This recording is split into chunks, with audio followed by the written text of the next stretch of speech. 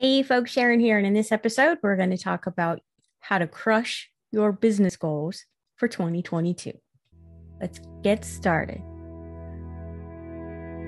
Welcome to the Ask the 401k Experts podcast, where you get strategies, resources, and best practices for growing a successful and compliant 401k practice. And now, here's your host, Sharon Pivirotto. All right, today I realized we are halfway through the year. 6 months have passed. We have 6 months left. And hopefully in January or at the end of last year, even better, you sat down and wrote out a strategic business plan for 2022. And you set some goals.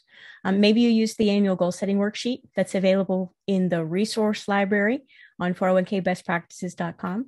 But if not, you can go there and grab it for free. Just have to log in, and membership is free. Anyway, one of the things, like I said, I realized we are halfway through the year, and goals are one of those things that you can't just set and then come the end of the year, look and see how you did. They have to be reevaluated, reanalyzed. Maybe you have to adjust, and you have to do that regularly. And if you haven't reevaluated and reviewed your goals for 2022 yet, now is the perfect time. We are halfway through the year. Many of you know, and most of you probably don't know, but I was working as a project manager for a gentleman named Jeff Walker. He is one of the OGs in the internet marketing world, and I worked for him for almost 7 years, but I retired at the end of the year. And so starting in January, I decided to take some time off to rejuvenate, refresh, kind of like a mini retirement, take my kids on some adventures.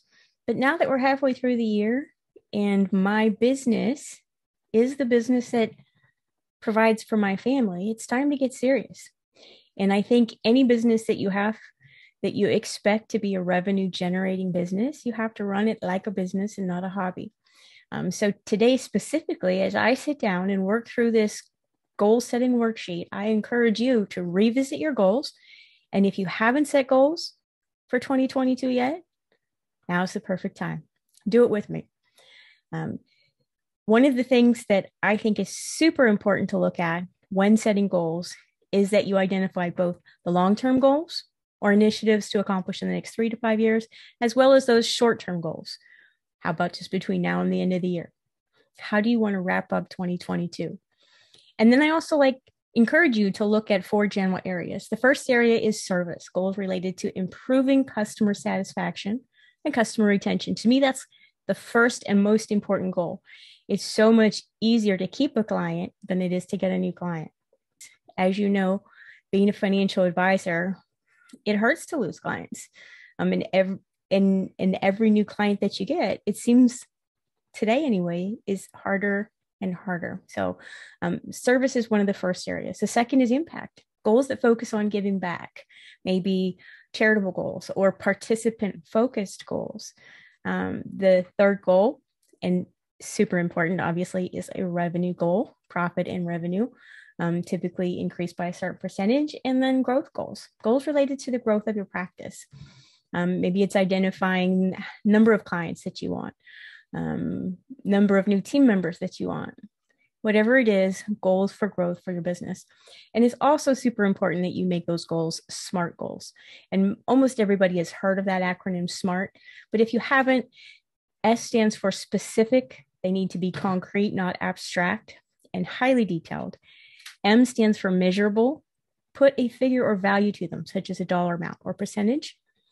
A stands for action-oriented. You need to lay out the specific steps or action that you're going to take to help you accomplish those goals. The R stands for, and this is the hardest one for me, and maybe some of you might also struggle with it, realistic. I'm a Pollyanna. I really am. I'm probably the most overly optimistic person you'll ever meet. But your goals have to be realistic. Make them challenging, but consider your resources, your time, your ability to get these goals accomplished so that you're setting goals that are actually attainable. There's nothing more frustrating than year after year setting goals and always missing them. So And then the last one in SMART is time specific. Set a deadline, a specific date for achieving each goal that you set. And in this case, here we are, July 1st, we are going to set goals. I encourage you to set goals to reach by December 31st, end of the year. Some things that I think would help you in doing this, and I've included them in the goal setting worksheet that you can download on the website 401kbestpractices.com, is to review where you've been. Study the past if you would define the future, says Confucius, right? So what was your biggest accomplishment during the last 12 months? Think about that. Write that down. And then 2, identify one success or activity from this past year, or maybe just the first 6 months of the year, that made an impact on helping participants, on helping plan sponsors achieve their goal for a successful plan. There's a lot that you can do with that in your marketing. That'll also help inspire you and motivate you to reach your goals in the next 6 months. And when I talk about identify a success or activity, one example, sometimes I'm the kind of person that loves examples. You implemented auto escalation on 3 plans affecting 3,200 participants in all. That's a very specific example, right? Or you provided education or advice to 500 employees through 18 group meetings and 85 individual consultations. Maybe you negotiated expenses for a plan that reduced their cost by 30%, which equates to potentially $300 more a month for participants in retirement. So identify activity or success from this past year that you did, that you accomplished, that actually made an impact on helping participants and plan sponsors. All right. Now, this is a great quote from Zig Ziglar that I love. And I refer to often, just for myself, my own benefit, is more people would learn from their mistakes if they weren't so busy denying them. So look back over the past year or the first 6 months of the year and identify what would you have done differently? What could you have done differently in order to get a little bit closer to your goals? What things should you eliminate that you really didn't need to be doing, that really made no impact at all on any of those 4 areas of goals that you might set for yourself? And then here's where we start talking about next year, or the wrapping the year up in a really solid way, is what is your number one business goal for the rest of the year? If you could accomplish only one thing between now and the end of the year, what would it be? Motivation is what gets you started. Habit is what keeps you going. I can't stress enough that every single time I see somebody that's hugely successful in any area of business, it's not necessarily the tactics or strategy they used. It's all about consistency. Consistency can help overcome an awful lot of things that we might fault at when it comes to how well we actually do the things that we do. But consistency is the number one success that I've seen. With the goal that you just wrote down, I want you to think now, why is this goal important to you? And what do you think is needed to accomplish that goal? What kind of consistent steps are you going to have to put in place in order to reach your goal for the end of the year, before the end of the year? And then here's where we get into the very kind of specifics. What is the deadline for achieving your number one goal? And what are the first 3 action steps you must take?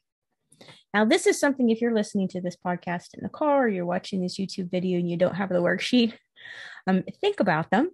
But I highly suggest that you re-listen to this in a place that you're able to actually write these down.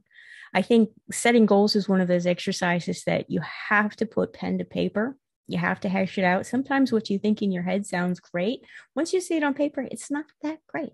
So make sure that you grab a pen and paper and re-listen to this once you've got a little bit of time to sit down and go through these questions.